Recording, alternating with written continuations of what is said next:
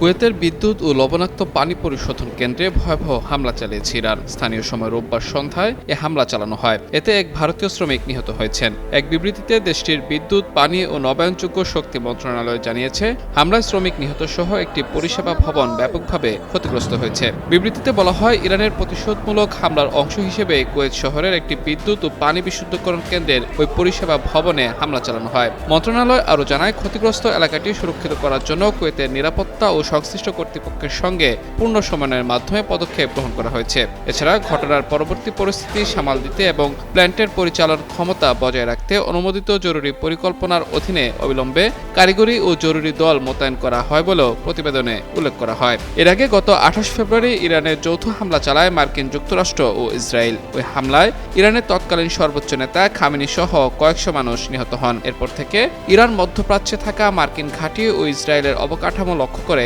বিরতিহীন হামলা চালিয়ে আসছে।